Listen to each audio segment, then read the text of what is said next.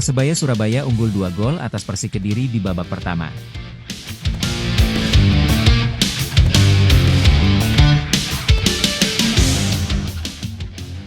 Persebaya Surabaya berhasil memimpin sementara atas Persik Kediri pada paruh pertama pertandingan Pamungkas Super League 2025-2026. Skuad Bajul Ijo unggul dengan skor 2-0 melalui kontribusi gol dari Malik Rizaldi dan Bruno Moreira.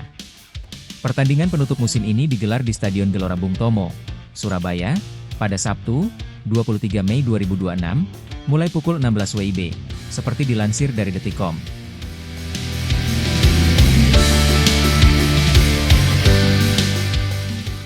Kedua tim langsung menerapkan tekanan tinggi sejak awal laga demi mengamankan kemenangan di laga terakhir.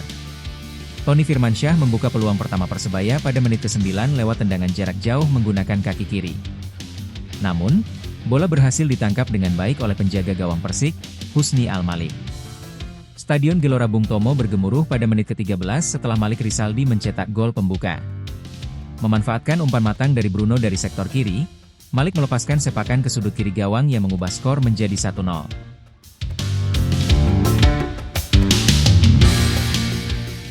Merespons gol tersebut, Persik Kediri mencoba meningkatkan intensitas serangan dengan menguasai jalannya permainan. Kendati demikian, lini pertahanan Persebaya yang tampil solid membuat upaya tim Macan Putih terus menemui jalan buntu. Persebaya kembali mengancam dari sisi kanan melalui serangan cepat pada menit ke-28. Malik yang menerima bola langsung mengirimkan umpan datar ke dalam kotak penalti, tetapi pergerakan tersebut berhasil dihalau oleh Vava Mario. Memasuki fase akhir babak pertama, Persik Kediri kesulitan keluar dari tekanan yang dilancarkan tim tuan rumah. Alur serangan Macan Putih kehilangan ketajamannya menjelang waktu normal berakhir. Kondisi ini dimanfaatkan oleh Bruno Moreira untuk menggandakan keunggulan Persebaya pada menit ke-44. Bruno melepaskan tendangan melengkung yang gagal diantisipasi Husni Al-Malik, sekaligus menutup babak pertama dengan skor 2-0.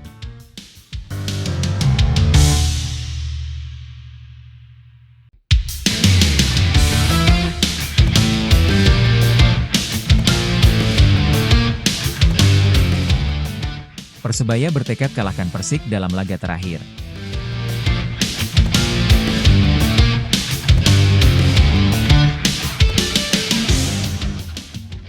Persebaya bertekad menutup kompetisi Super League musim ini dengan membidik 3 poin saat menjamu Persik Kediri di Stadion Gelora Bung Tomo, Surabaya, Sabtu 23 Mei. Pelatih Persebaya Bernardo Tavares mengatakan pertandingan melawan Persik akan berjalan sulit sehingga para pemain diminta tidak terlena dengan kemenangan besar pada laga sebelumnya. Menurut saya ini tidak akan menjadi pertandingan yang mudah, terutama setelah kami meraih hasil bagus di pertandingan terakhir, kata Tavares dalam konferensi pers pra-pertandingan di Stadion GBT Surabaya, Jumat. Dia menilai Persik mampu merepotkan Persebaya, terutama dalam memanfaatkan ruang dan melakukan serangan melalui umpan silang dan tendangan dari luar kotak penalti. Dia menyatakan telah melakukan evaluasi terhadap sejumlah kelemahan timnya, terutama transisi bertahan dan reaksi cepat saat kehilangan bola. Menurut dia, laga terakhir harus menjadi momentum menutup kompetisi dengan hasil positif di hadapan pendukung sendiri. Kami harus menyelesaikan musim dengan cara yang baik, dan menyelesaikannya dengan baik berarti mencoba meraih 3 poin, ucapnya. Saya berharap Bonek dan Bonita datang untuk mendukung para pemain kami, karena mereka layak mendapatkannya, tuturnya. Pemain Persebaya Francisco Rivera menegaskan timnya telah mempelajari kekuatan Persik dan siap tampil maksimal demi mengamankan kemenangan. Pertandingan besok akan berjalan sulit. Kami tahu mereka memiliki pemain-pemain yang bagus, kata Rivera. Pemain asal Meksiko itu juga menilai Persebaya memiliki peluang besar mencetak gol, namun seluruh pemain harus bermain cerdas dan cepat sepanjang pertandingan. Bahkan, kata dia, Bonek dan Bonita juga turut membantu untuk meraih 3 poin dengan dukungan penuh di stadion. Meskipun demikian, Rivera juga mengajak supporter untuk menjaga keamanan dan ketertiban selama pertandingan dengan tidak menyalakan flare di stadion. Saya juga ingin mengajak seluruh Bonek dan Bonita untuk tidak membawa flare demi menjaga keamanan. Hal itu tidak baik untuk keluarga dan anak-anak, ujarnya. Rivera bersyukur dengan pencapaiannya bersama Persebaya musim ini setelah mencetak 13 gol sepanjang kompetisi. Musim ini secara umum berjalan baik. Saya bisa belajar menjadi pemain dan pribadi yang lebih baik, tuturnya. Persebaya menempati posisi keempat dengan 55 poin dari 33 pertandingan, sedangkan Persik di peringkat ke-12 dengan 39 poin.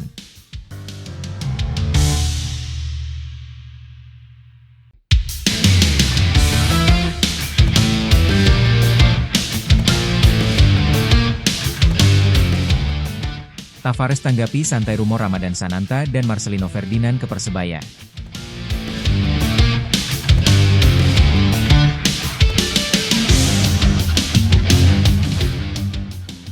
Pelatih Bernardo Tavares menanggapi santai rumor kedatangan Ramadan Sananta dan Marcelino Ferdinand ke Persebaya Surabaya pada musim kompetisi 2026-2027. Pelatih asal Portugal itu memilih tidak memberikan tanggapan serius terkait kabar transfer yang mulai ramai diperbincangkan menjelang berakhirnya musim. Dengan nada bercanda, Tavares bahkan menyebut dua mega bintang sepak bola dunia saat ditanya mengenai rumor tersebut. Cristiano Ronaldo, Messi, mungkin saja. Yang lainnya saya tidak tahu. Banyak rumor, ujar Tavares, Kamis, 21 Mei 2026. Meski isu transfer mulai bermunculan, fokus utama Tavares saat ini tetap tertuju pada laga terakhir musim ini. Ia ingin skuad Bajul Ijo menutup kompetisi dengan hasil maksimal saat menghadapi derby Jawa Timur melawan Persik Kediri di Stadion Gelora Bung Tomo, Sabtu, 23 Mei 2026, sore. Menurut Tavares, seluruh pemain harus tetap menjaga profesionalisme hingga kompetisi benar-benar berakhir. Ia menilai pertandingan terakhir musim ini akan menjadi kesan yang diingat sebelum memasuki musim baru. Saya bilang kepada pemain bahwa ini adalah pekan terakhir musim ini. Sangat penting untuk melakukan pekerjaan kami dengan baik, kata Tavares. Pelatih berusia 46 tahun itu berharap Persebaya mampu mengakhiri musim dengan kemenangan di depan ribuan bonek dan bonita yang diperkirakan memadati stadion. Kalau kami ingin bahagia, kami harus bekerja dengan baik di latihan dan menunjukkan performa bagus saat melawan Persik Kediri, pungkasnya.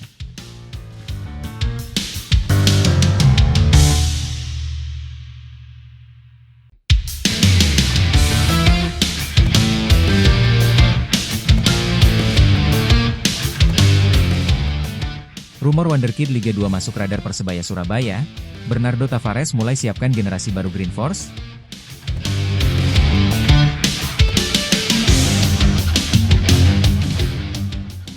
Persebaya Surabaya dikabarkan tengah memburu pemain muda potensial dari Liga 2 untuk memperkuat skuad musim depan.